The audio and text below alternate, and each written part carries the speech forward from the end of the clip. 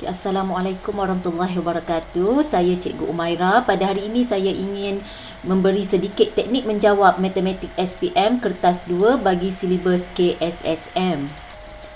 Jadi kita lihat dalam Kertas 2 kita ada bahagian A, bahagian B dan bahagian C. Bahagian A 10 soalan dengan markahnya adalah 40 markah. Bahagian B 5 soalan, markahnya 45 markah, dan bahagian C 2 soalan, pilih satu sahaja, markahnya adalah 15 markah, dan tempoh ujian bagi kertas 2 adalah 2 jam 30 minit. Jadi kita mulakan dengan bahagian A iaitu 40 markah 10 soalan. Kita akan jawab semua soalan di dalam bahagian A. Okey, seterusnya kita akan lihat contoh soalan bagi bahagian A. Jadi soalan nombor 1, jadual 1 menunjukkan satu set data yang diperolehi dari suatu kajian bagi 150 orang penonton Astro. Rajah 1 ialah gambar rajah van yang mewakili sebahagian daripada maklumat pada jadual itu.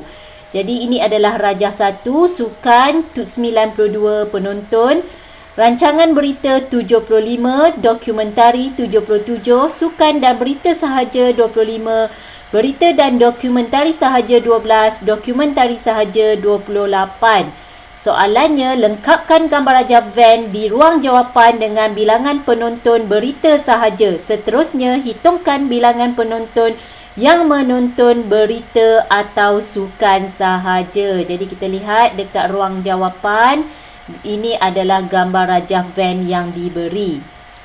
Jadi saya sediakan teknik menjawab soalan di sini, iaitu yang pertama, cari kawasan yang dimaksudkan pada gambar rajah van. Jadi kita lihat soalan ini tadi, kita lihat lagi sekali. Soalan yang pertama adalah lengkapkan gambar rajah van dengan bilangan penonton bagi berita sahaja. Jadi untuk soalan yang pertama, berita sahaja.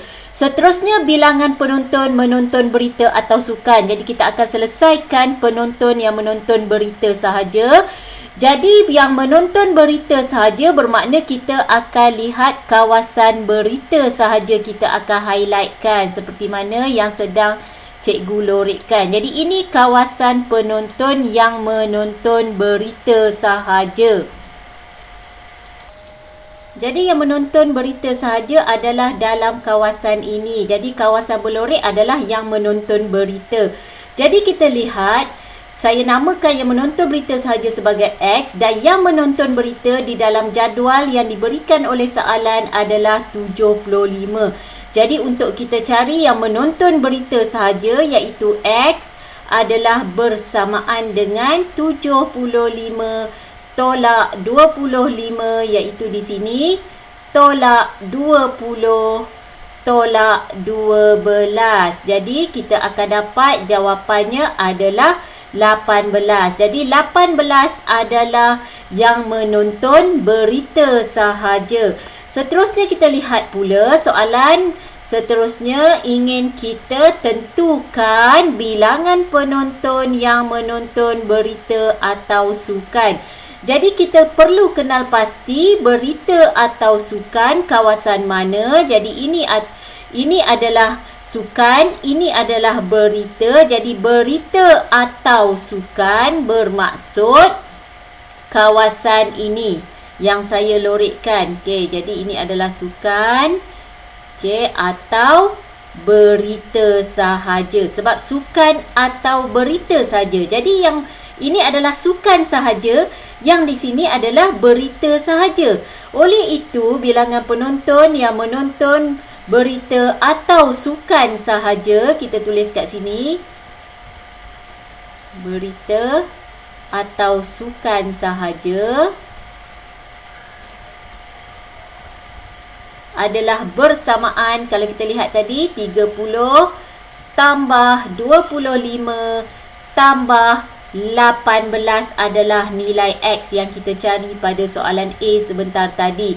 Jadi kita akan dapat jawapannya adalah 73. Jadi di mana markahnya? Kita lihat markahnya tadi adalah 3. Jadi jawapan yang pertama untuk berita sahaja 1 markah, yang kedua berita atau sukan, kita tunjukkan operasi di sini 1 markah, dan jawapan akhir 1 markah.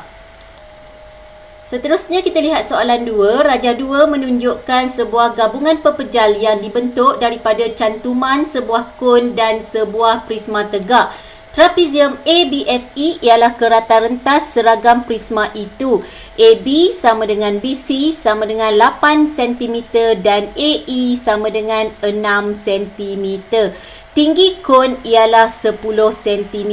Jadi di sini kita boleh keluarkan maklumat yang diberi oleh soalan, iaitu kita tahu AB sama dengan BC.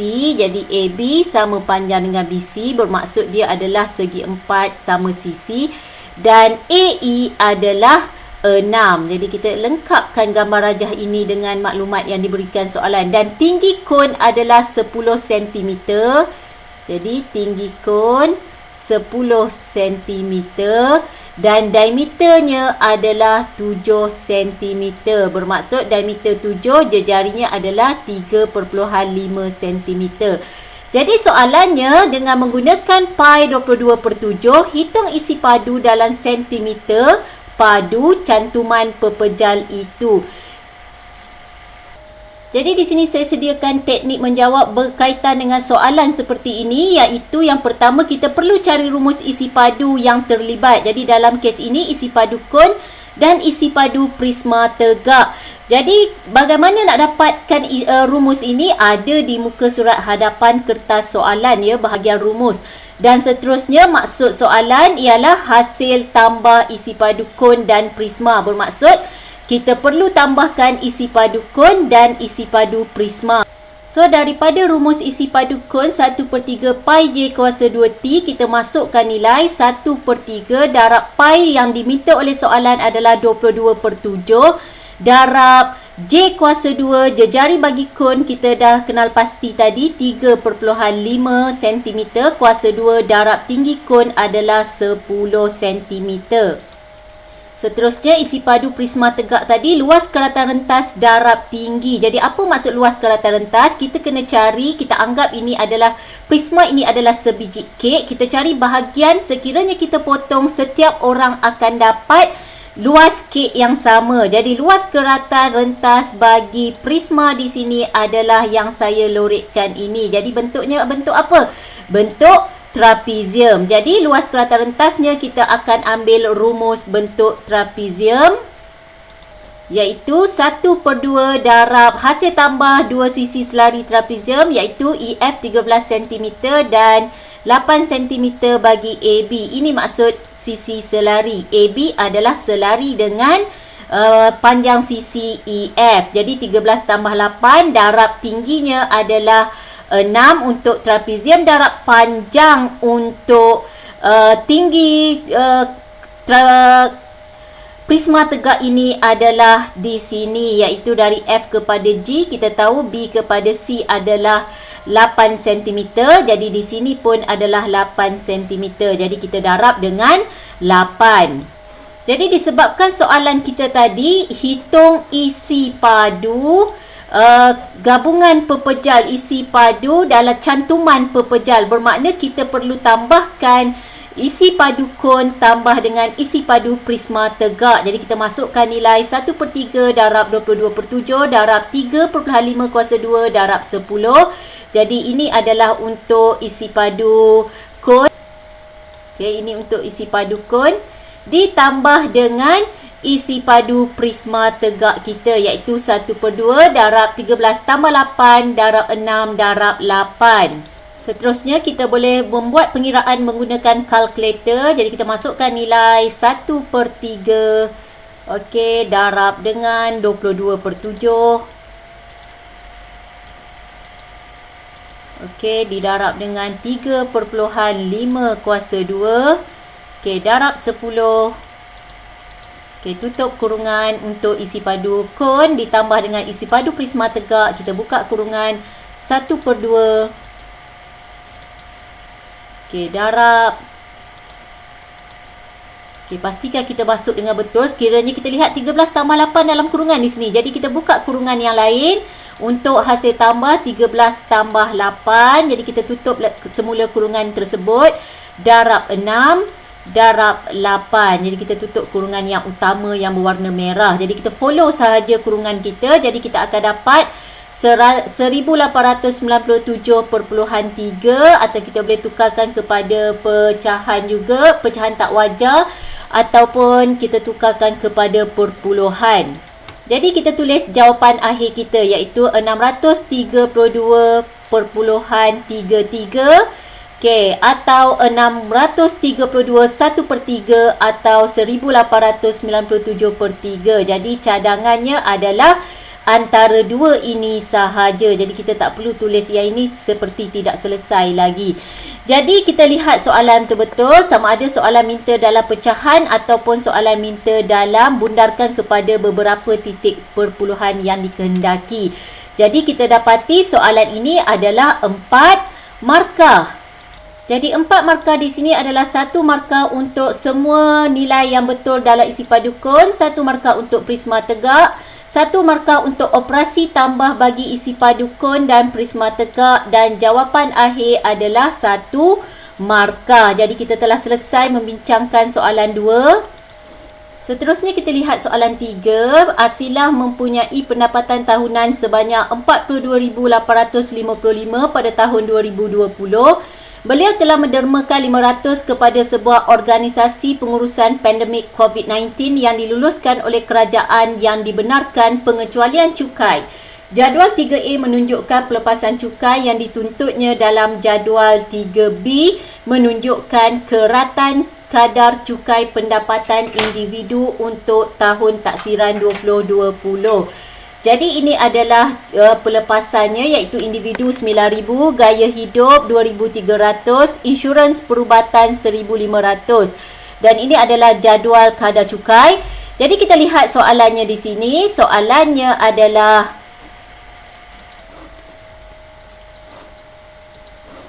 hitung cukai pendapatan yang perlu dibayar oleh Asilah bagi tahun tersebut dengan mengambil kira rebate cukai sekiranya layak. Jadi objektif kita pada hari ini adalah untuk menentukan cukai pendapatan. Jadi ini adalah soalan hitung cukai pendapatan. Jadi kita lihat teknik menjawab soalan yang melibatkan cukai pendapatan. Kita perlu cari rumus cukai pendapatan yang perlu dibayar. Jadi ini adalah rumus cukai pendapatan yang perlu dibayar, iaitu kita perlu hitung pendapatan bercukai, seterusnya hitung cukai pendapatan, kemudian kita akan tolak dengan rebate, barulah kita akan dapat cukai pendapatan yang perlu dibayar. Jadi langkah pertama kita akan hitung pendapatan bercukai. Jadi pendapatan bercukai formulanya adalah jumlah pendapatan ditolak dengan pengecualian cukai tolak dengan pelepasan cukai. Jadi kita tahu di sini pengecualian cukai adalah jumlah derma dan pelepasan cukai adalah telah diberi oleh dalam soalan di sini. Jadi kita masukkan nilai jumlah pendapatan 42,855 telah diberi dalam soalan di sini. Okey, 42,855 tolak 500 adalah donation iaitu derma di sini. Okey, tolak pelepasan cukai iaitu 9,000 tambah 2,300 tambah 1,500. Ini jumlah pelepasan cukai ataupun kesemuanya kita akan tolak 9,000 untuk pelepasan individu, tolak 1,500 pelepasan perubatan dan 2,300 juga ditolak untuk pelepasan gaya hidup. Maka hasilnya adalah 29,555. Jadi kita dah dapat pendapatan bercukai iaitu 29,555 atau kita boleh tuliskan di sini untuk memudahkan kita. Jadi kita dah dapat pengiraan tadi, di sini adalah 29,555. Jadi yang kedua kita nak kira cukai pendapatan. Bagaimana nak kira cukai pendapatan? Dengan menggunakan jadual kadar cukai. Jadi kita lihat pendapatan bercukai adalah 29,555 termasuk dalam unjuran banjaran 20,000 1 hingga 35,000. Jadi kita lihat di sini, untuk 20,000 yang pertama adalah 150. Jadi kita dah tulis di sini 20,000 yang pertama adalah 150. Baki berikutnya adalah dengan kadar 3%. Jadi untuk bakinya adalah 3% daripada baki, iaitu 3% bersamaan 3% daripada bakinya, iaitu kita tahu jumlahnya semua tadi pendapatan bercukai 29,555. Okey, tolak 20,000 yang pertama telah dikenakan 150. Jadi tolak 20,000. Ini yang dimaksudkan dengan cukai ke atas baki berikutnya sebanyak 3%. Jadi seterusnya kita menggunakan kalkulator untuk pengiraan. Kita boleh dapat jawapan, iaitu masukkan nilai 3% adalah bersamaan dengan 3%. Jadi 3%. Okey, daripada baki, iaitu kita letak dalam kurungan 29,000 pendapatan bercukai tadi 555 ditolak dengan 20,000 yang pertama yang telah diambil kira. Jadi bakinya kita akan dapat, kita tukarkan, iaitu RM286.65.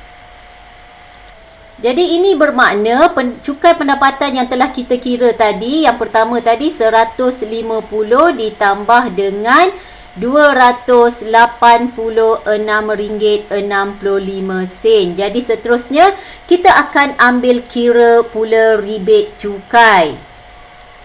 Jadi disebabkan pendapatan bercukai kurang daripada 35,000, bermakna rebate-nya adalah sebanyak 400. Jadi rebate cukai yang layak diterima dalam soalan ini buat Asila adalah 400. Maka kita dapatlah mengira jumlah cukai pendapatan yang perlu dibayar setelah kita mengambil kira ke semua step untuk mengira cukai pendapatan yang perlu dibayar. Jadi cukai pendapatan yang perlu dibayar adalah jumlah cukai pendapatan ditolak dengan rebate. Jadi cukai pendapatan kita tadi 150 tambah RM286.65 tolak rebate 400, maka cukai pendapatan yang layak dibayar oleh Asila adalah RM36.65.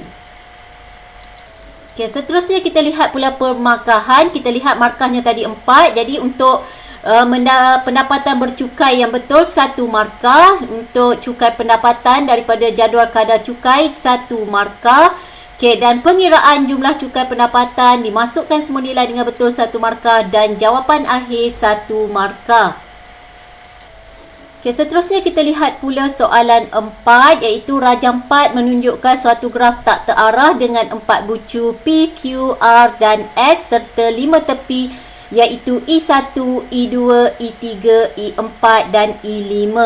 Jadi tentukan sama ada graf di atas merupakan graf mudah atau bukan. Berikan justifikasi anda dan seterusnya lukis 2 subgraf lengkap dengan label bucu dan tepi bagi graf tersebut. Jadi kalau kita lihat di sini terdapat 2 kehendak soalan, iaitu yang pertama kita akan berikan justifikasi adakah ini merupakan graf mudah atau bukan. Dan yang kedua kita perlu lukis 2 subgraf lengkap dengan label dan bucu dan tepi.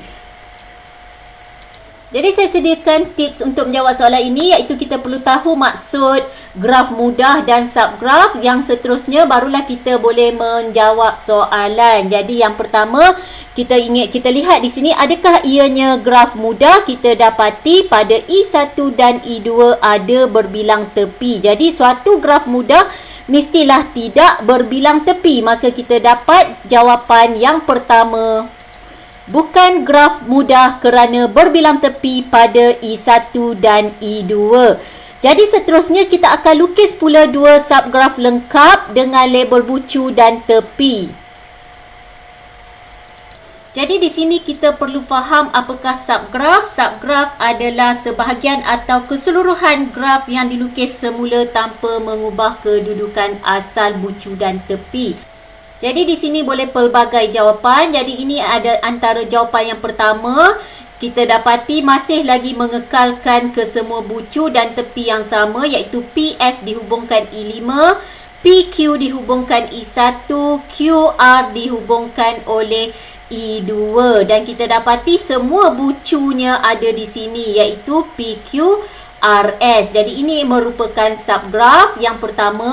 Okay, kita juga boleh nyatakan jawapan seperti ini, iaitu PS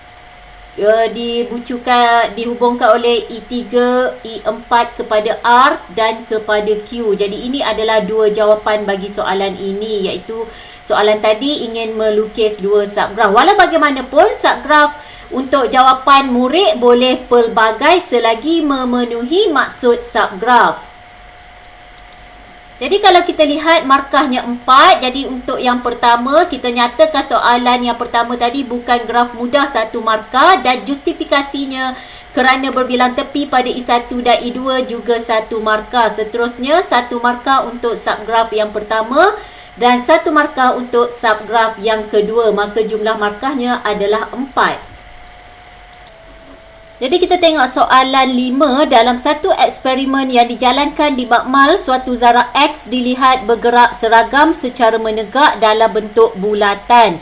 Jadual 5 di bawah menunjukkan ketinggian zarah tersebut dari permukaan tanah mengufuk semasa ia bergerak. Jadi ini adalah masa kosong tingginya 19, 5 tinggi 30, masa ke 10 saat tinggi 19, masa ke 15 saat tingginya 8, okay, masa ke-20 saat tingginya 19 cm. Jadi soalan tadi, plot dan lukis graf di ruang jawapan berdasarkan jadual di atas dan tentukan jenis fungsi trigonometri yang boleh mewakili pergerakan zarah X. Seterusnya, nyatakan amplitude bagi graf fungsi trigonometri tersebut. Jadi sekiranya kita ada soalan seperti ini, saya sediakan tips untuk menjawab soalan seperti yang diminta oleh soalan yang pertama tadi, iaitu soalan minta kita lukiskan graf pada ruang jawapan yang disediakan. Seterusnya soalan minta nyatakan amplitude bagi graf fungsi trigonometri tersebut.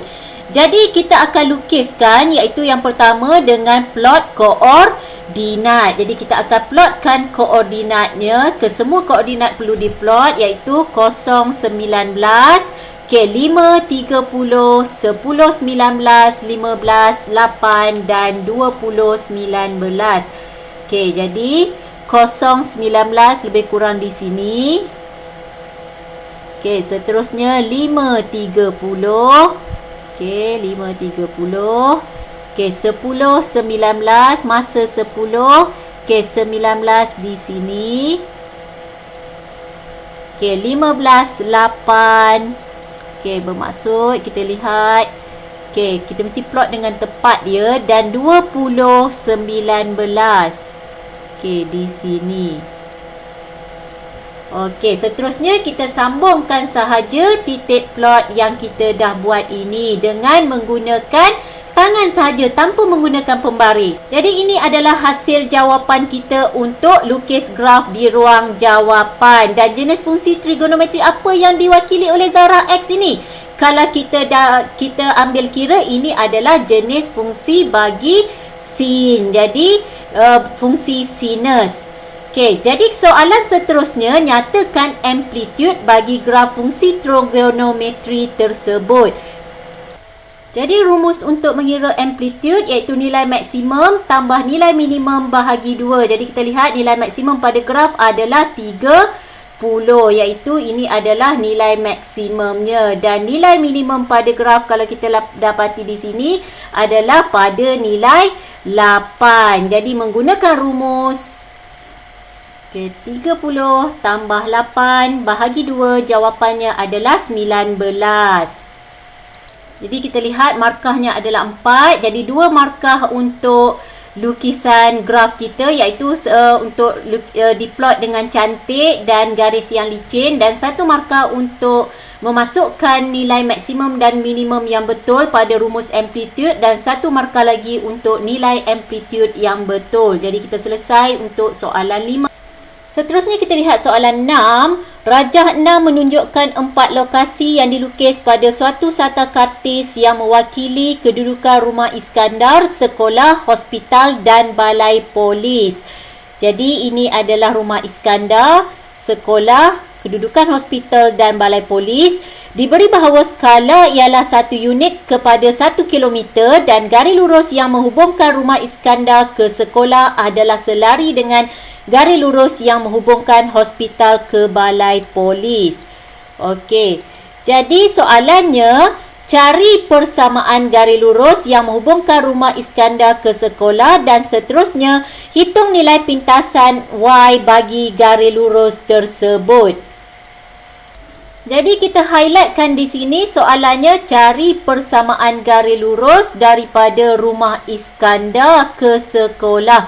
Seterusnya soalan yang kedua, nilai pintasan Y bagi garis lurus tersebut. Jadi tips menjawab soalan di sini iaitu bila melibatkan garis lurus, kita kenal pasti rumus persamaan garis lurus iaitu Y sama dengan MX tambah C sebab kita nak cari persamaan garis lurus. Jadi garis lurus yang mana? Rumah Iskandar ke sekolah yang saya tandakan ini, garis lurus ini. Jadi yang pertama kita akan cari M iaitu kecerunan dua garis lurus selari. Okay, untuk cari kecerunan selain menggunakan rumus Y2 tolak Y1 per X2 tolak X1. Okay, yang kedua kita perlu faham dua garis lurus yang selari mempunyai kecerunan yang sama. Dan seterusnya kita akan cari pintasan Y bagaimana dengan menggantikan satu koordinat pada garis berkenaan. Jadi kita aplikasikan sekarang. Jadi untuk mencari kecerunan garis lurus dari rumah Iskandar ke sekolah, saya namakan garis RS. Kita dapati tiada dua koordinat di sini. Okey, oleh itu kita boleh dapatkan kecerunan iaitu dua garis selari mempunyai kecerunan yang sama. Jadi kita tahu di sini adalah dua garis yang selari iaitu daripada rumah Iskandar ke sekolah dan daripada hospital ke balai polis.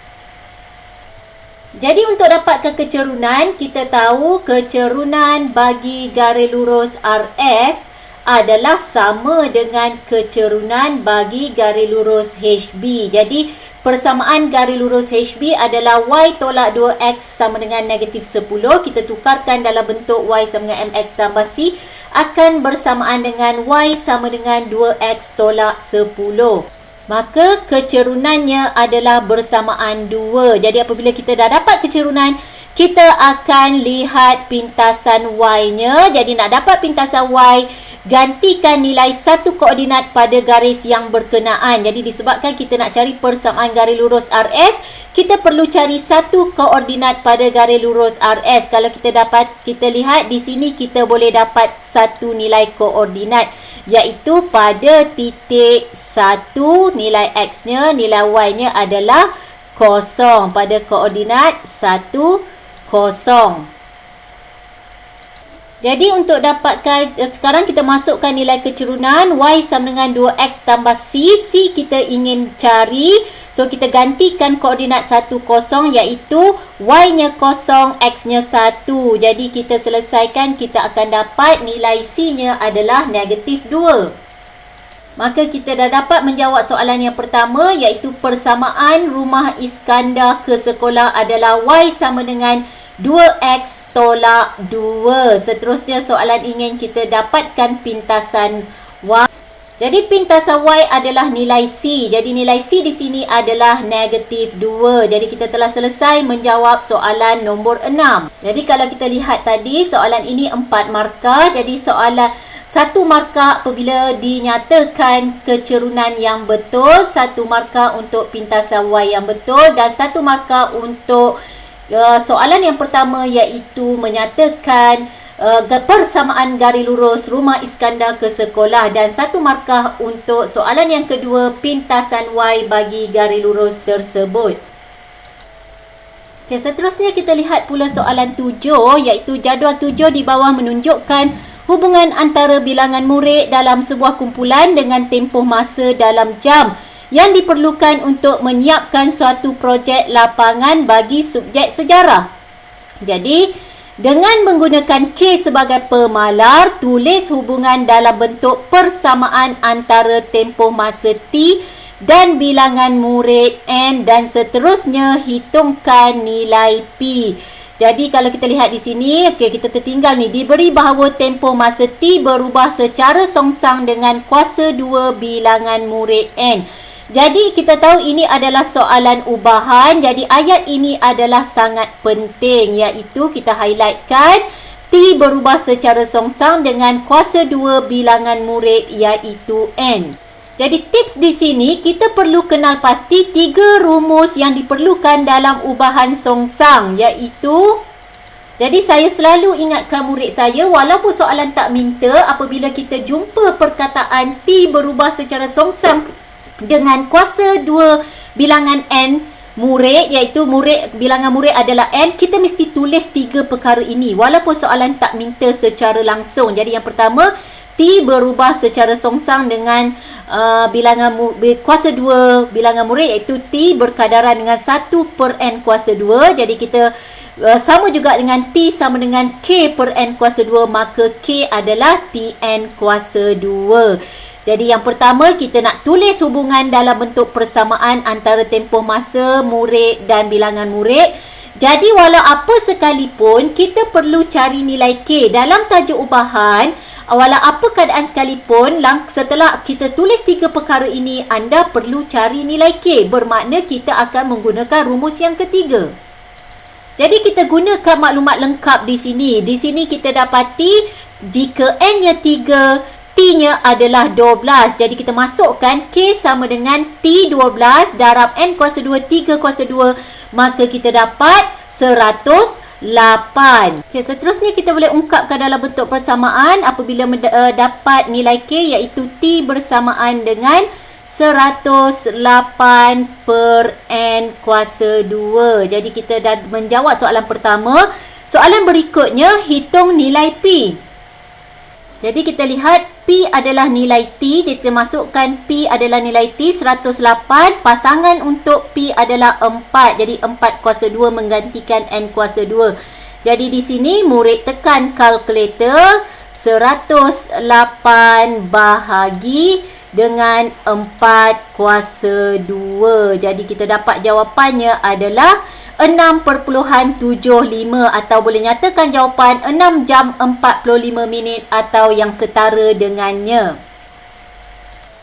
Jadi jika kita lihat tadi markahnya adalah 4, jadi kita nyatakan perungkapan T dan N tadi 1 markah, kita dapat cari nilai K 1 markah. Seterusnya kita masukkan nilai yang betul untuk mencari P 1 markah dan jawapan akhir adalah 1 markah. Jadi kita lihat pula soalan 8. Berikut merupakan bilangan soalan objektif matematik yang disediakan di beberapa buah stesen dalam sebuah pertandingan Explorers matematik. Stesen A merupakan stesen pertama, stesen B ialah stesen kedua dan begitulah turutan hingga ke stesen K. Jadi soalannya, buat kesimpulan umum secara induktif bilangan soalan bagi stesen ke N. Seterusnya, nyatakan bilangan soalan yang berada di stesen G dan stesen K.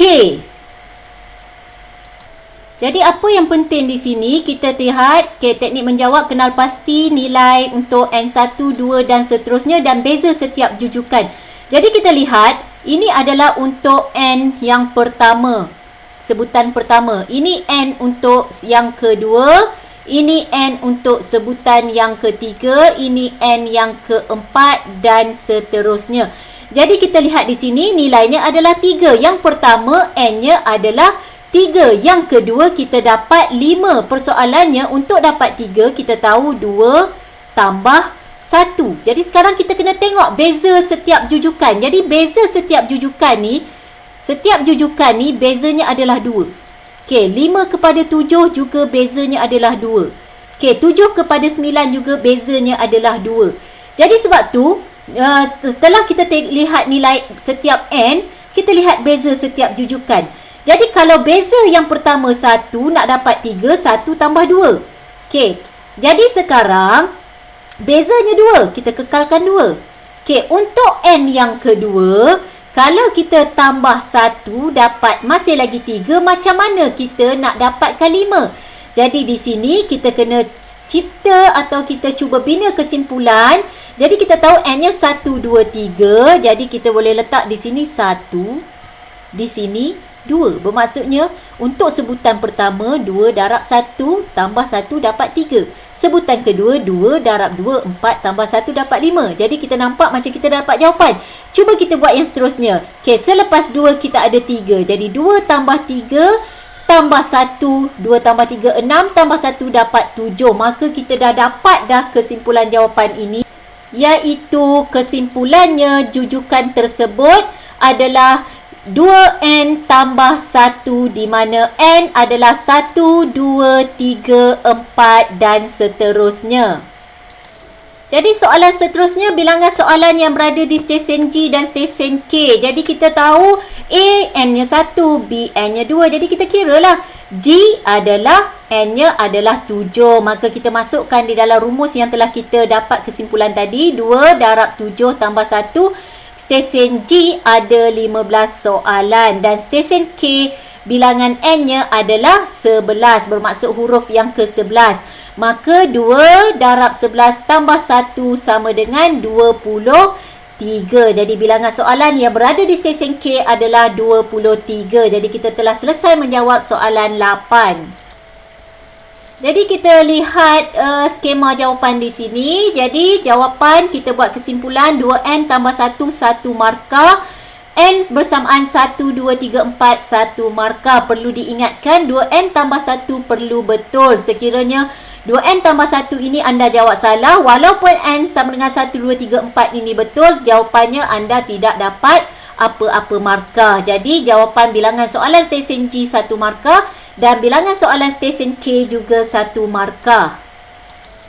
Jadi kita lihat pula soalan 9 di sini, iaitu Raja 9 menunjukkan suatu rantau berlorek yang dilukis pada sata kartis. Jadi kita nampak rantau berlorek berwarna biru di sini. Nyatakan dua ketaksamaan yang mentakrifkan rantau berlorek tersebut selain daripada Y lebih besar daripada 1/2X tambah 1. Jadi telah diberi dalam soalan di sini. Seterusnya, tentukan sama ada titik 22. Jadi titik 22 adalah di sini. Saya tandakan berwarna kuning di sini. Memuaskan rantau berlorek tersebut. Berikan justifikasi anda. Jadi saya sediakan teknik menjawab soalan di sini, iaitu yang pertama, kenal pasti dua ketaksamaan, iaitu kenal pasti dua ketaksamaan yang menjadi sempadan kawasan berlorek selain yang telah diberi, iaitu ketaksamaan Y lebih besar daripada 1/2X tambah 1. Jadi kita dapati garis yang saya labelkan nombor 1 ini juga adalah sempadan kawasan berlorek, termasuklah garis yang saya labelkan 2. Jadi yang kedua, kita perlu cari persamaan garis lurus Y sama dengan MX tambah C untuk kedua-dua persamaan ini. Jadi untuk garis lurus yang pertama, kita dapati persamaan garis lurusnya adalah Y sama dengan 4. Tetapi jangan lupa kita perlu cari ketaksamaan seperti yang diminta oleh soalan di sini. Jadi kita lihat soalan minta kita nyatakan dua ketaksamaan. Jadi kita dah dapat persamaan garis lurus adalah yang membatasi sempadan berlorek yang pertama Y sama dengan 4. Jadi kita lihat garis lurus ini dilukis menggunakan garis padu. Bermaksud kita perlu ada sama dengan. Dan di manakah kawasan berlorek? Kawasan berlorek berada di bawah garis lurus tersebut. Jadi ketaksamaan yang terlibat adalah lebih kecil sama dengan. Lebih kecil disebabkan berada di bawah kawasan berlorek, di bawah garis. Okey, sama dengan disebabkan garisannya adalah garis padu. Jadi kita dah dapat ketaksamaan yang pertama. Seterusnya kita nak cari ketaksamaan untuk garis yang dilabelkan yang kedua ini. Jadi kita tahu persamaan garis lurus adalah Y sama dengan MX tambah C. Jadi M adalah kecerunan. Formulanya Y1 tolak Y2 bahagi X2 tolak X1. Jadi kita ada dua koordinat yang kita boleh cari di sini, iaitu di sini kita ada koordinat 4, 0 untuk kita dapatkan kecerunan, dan di sini kita ada koordinat 0, 4 ya. Di sini saya tandakan ni. Okey, yang melibatkan garis nombor 2. Jadi kita masukkan, saya terus masukkan dalam kecerunan. Okey, Y2 tolak Y1, 4 tolak 0, bahagi 0 tolak 4. Saya masukkan terus dalam persamaan, X tambah 4. Maka kita dapat persamaan garis lurus yang kedua adalah Y sama dengan negatif X tambah 4. Atau kita setara, kita boleh tulis X tambah Y sama dengan 4. Jadi ketaksamaan apa yang sesuai? Kita lihat di manakah kawasan berlorek. Kawasan berloreknya berada di rantau atas garis. Bermakna X tambah Y lebih besar sama dengan 4. Sama dengan disebabkan garis dilukiskan dengan garis padu. Jadi menjawab soalan seterusnya, adakah titik 22 memuaskan rantau berlorek tersebut? Jadi kita dapati titik 22 tidak memuaskan bagi rantau Y lebih besar sama dengan 1/2X tambah 1. Jadi kita nyatakan jawapan tidak memuaskan kawasan berlorek kerana titik 22 tidak memuaskan persamaan Y lebih besar sama dengan 1/2X tambah 1. Atau dalam bahasa yang mudahnya, pada garis Y sama dengan 1/2X tambah 1, okay, titik 22 ini tidak termasuk ya dalam bahasa mudah. Jadi inilah kenapa jawapannya titik 22 tidak memuaskan bagi rantau berlorek tersebut. Jadi soalan tadi markahnya adalah 4. Jadi 4 markah di sini, 1 markah untuk ketaksamaan yang pertama, okey, 1 markah untuk ketaksamaan yang kedua dan kesimpulan yang kedua memuaskan atau tidak 1 markah dan justifikasi titik 22 tadi 1 markah. Kita lihat soalan terakhir untuk bahagian A, soalan 10. Rajah 10 menunjukkan seekor ayam dan seekor lembu. Hitung bilangan ayam dan bilangan lembu jika terdapat 74 kaki dan 64 mata. Jadi sekiranya kita ada soalan seperti ini, saya sediakan teknik menjawab. Bina semua persamaan yang terlibat. Selesaikan persamaan serentak untuk dapatkan jawapan. Jadi di sini kita buatlah X sebagai ayam, Y adalah untuk lembu. Jadi persamaan yang pertama kita adalah 2X tambah 4Y sama dengan 74. Kenapa kita tahu ayam ada 2 kaki tambah 4 kaki lembu, jumlahnya 74 kaki. Jadi kita ada persamaan yang pertama. Dan persamaan yang kedua, 2 mata ayam tambah 2 mata lembu bersamaan dengan 64 mata. Jadi kita akan selesaikan persamaan ini. Jadi kita boleh menggunakan kaedah penghapusan. Kita tolak, kita boleh matikan X. Jadi 4Y. Jadi X sekarang dah habis. 2X tolak 2X. Selesai. 4Y tolak 2Y tinggal 2Y. 74 tolak 64 bersamaan 10. Maka Y sama dengan 10 bahagi 2 sama dengan 5. Jadi kita dah dapat ni Y bilangan. Jadi kita dah dapat Y iaitu bilangan lembu. Seterusnya kita boleh gantikan Y dalam persamaan 1. Jadi kita gantikan Y dalam persamaan 1. Jadi kita tulis dulu persamaan 1 iaitu 2X tambah 4Y. Y kita gantikan 5 sama dengan 74. Jadi X sama dengan 74 tolak 20 bahagi 2. Jadi kita boleh guna je kalkulator di sini. Masukkan nilai dalam kalkulator. 74 tolak 20. So bila ada per di situ bermaksud kita selesaikan yang atas. Bahagi 2 bersamaan 27. Jadi kita dah dapat jawapan akhir iaitu bilangan lembu 5 dan bilangan ayam adalah 27. Jadi kita telah selesai menjawab soalan 10 dan selesai menjawab bahagian A. Jadi ini adalah skema markah untuk soalan 10 tadi. Jadi kita lihat markahnya adalah 5. Jadi persamaan yang pertama 1 markah, persamaan yang kedua 1 markah. Jadi 2Y sama dengan 10, 1 markah. X, jawapan X yang pertama, jawapan bilangan ayam 1 markah dan jawapan bilangan lembu juga 1 markah. Sekian saja contoh soalan bahagian A. Video seterusnya saya akan buatkan contoh soalan bagi bahagian B untuk matematik SPM Kertas 2 KSSM. Dengan ini saya sudahi. Sekian, wabillahi taufiq wal hidayah. Wassalamualaikum warahmatullahi wabarakatuh.